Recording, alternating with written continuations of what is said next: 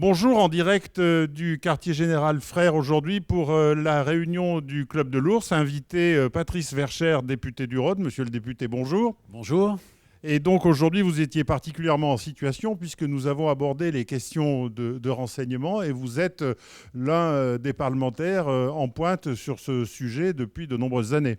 En effet, depuis 2012, je me suis spécialisé dans les services de renseignement à l'Assemblée nationale, notamment en faisant un rapport d'évaluation des services de renseignement avec Jean-Jacques Urvoas, l'actuel ministre de la Justice, qui à l'époque était le président de la commission des lois. Alors justement, à l'heure où la menace terroriste est prégnante, quel est l'état des services de renseignement en France ? Alors, il y a eu beaucoup d'évolutions de nos services de renseignement, notamment en termes d'architecture, de leur présence sur le terrain. Aujourd'hui, il y a une évolution qui se fait, qui est en marche, notamment pour la recherche du renseignement de proximité, qui avait été un peu omise lors de la réforme de 2007 avec la création de la DCRI. Aujourd'hui, on recrée une présence de terrain pour notamment relever les signaux faibles qui peuvent venir du terrain. Alors c'est très compliqué de s'y retrouver avec tous ces sigles pour le commun des mortels. Alors finalement, on avait coutume dans le temps, on connaissait les renseignements généraux, on connaît aussi la gendarmerie. C'est important la proximité en matière de renseignement ? Oui, de plus en plus. Vous savez que nous avons sur l'ensemble du territoire national plusieurs milliers, notamment d'islamistes radicaux, et ils peuvent être aussi bien en ville, donc la proximité est nécessaire, mais aussi en campagne. La gendarmerie est donc essentielle en termes de renseignement de proximité. Et aujourd'hui, la gendarmerie est vraiment référencée comme l'un des services de renseignement du deuxième cercle. Alors la nécessité du renseignement, mais aussi la protection des libertés publiques. Est-ce qu'on n'a pas en France un problème de la culture du renseignement par rapport aux pays anglo-saxons ?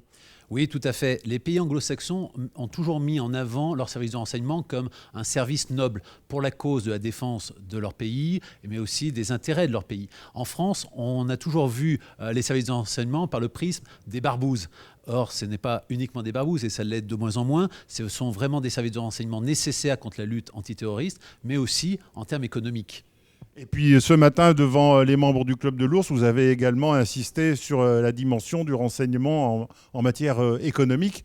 Mais pour terminer, monsieur le député, si aujourd'hui vous aviez une seule mesure à mettre en avant pour améliorer justement tout ce qui touche au renseignement dans notre pays, quelle serait-elle ?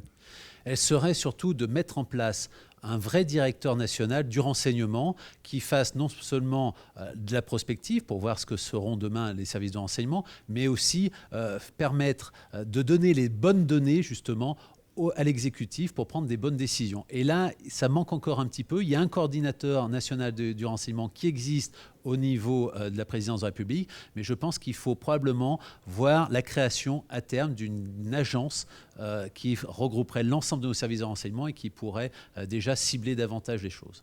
Voilà, eh bien c'est donc une piste de réflexion pour améliorer tout cela. En tout cas, eh bien, ce matin, les membres du Club de l'Ours ont été renseignés à bonne source avec monsieur Verchères. Je vous dis à très bientôt pour une nouvelle réunion du Club de l'Ours ici en direct du quartier général Frères.